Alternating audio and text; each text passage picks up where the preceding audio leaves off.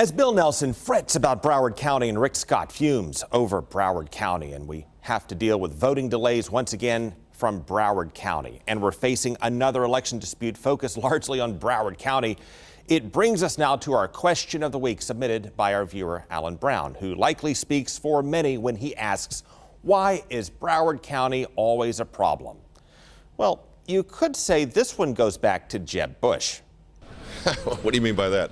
Well, let's go back to three things that happened in the year 2003. First, that was the year President George Bush hired a horse judge to run FEMA. And Brownie, you're doing a heck of a job. Yeah, Brownie took the fall for the bungled response to Hurricane Katrina. And as it turned into a rolling calamity, people concluded that hiring a horse judge to run FEMA may not have been the best move. And Brownie, you're doing a heck of a job.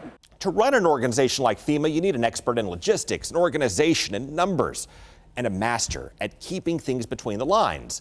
The same goes for running an effective election operation. And that brings us to the second thing that happened in the year 2003. Hillsborough County had one of the best election managers in the state in Pam Iorio, but she quit the elections job to become mayor of Tampa, and Governor Bush had to appoint a replacement. So, about the same time President Bush picked a guy he named Brownie, his brother Jeb picked a guy named Buddy. And let's just say things changed. And then came machine failures and software glitches and delays in the return. 6,000 absentee ballots arriving on election day. An audit even found sloppy accounting and improper spending. In those days, people ask, why is Hillsborough always a problem? Craig Latimer eventually took over the elections office after a series of problems. I forgot all of them. Yeah, as Latimer cleaned up, he actually found a box of 800 uncounted ballots collecting dust. Those 800 ballots had never been tabulated. Latimer worked hard to restore trust, and Hillsborough has since regained the same kind of sterling reputation that it had under Iorio.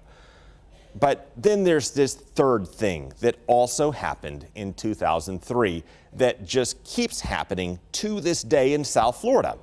In 2003, about the same time George Bush picked Brownie and Jeb Bush picked Buddy, he also appointed a school principal, Brenda Snipes, to run elections in Broward County.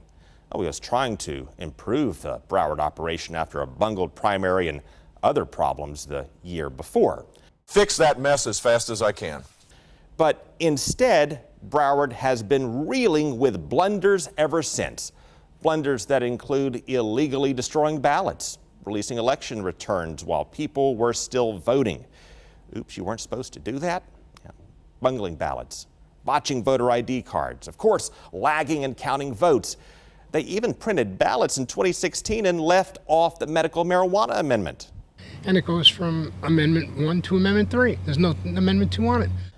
Now this year, in addition to Broward's delays in the vote count, and in addition to Broward not knowing how many uncounted ballots there even were 2 days after the election, Broward also has this odd pattern of undervote, specifically in the Nelson Scott race. More than 20,000 people voted for governor and then skipped the Senate race and then continued to vote down ticket. This is a pattern unique to Broward County, as we see on this particular map produced by MCI Maps and, of course, retweeted many times. And to Governor Scott and all the angry masses accusing liberals of trying to steal an election here or barking about conspiracy theories on Twitter. Yeah, remember, this is the work of a Republican-appointed election manager going back to Jeb Bush. That'll light up the Twitter. And see Broward's goofy ballot design that buries the Senate race in the lower left under the instructions?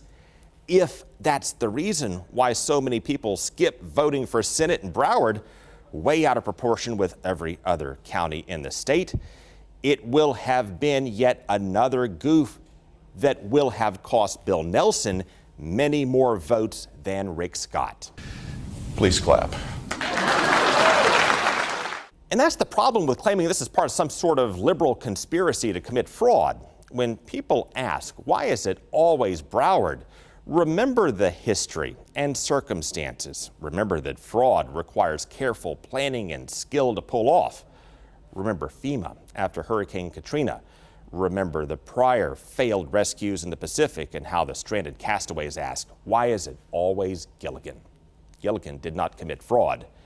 He was just Gilligan.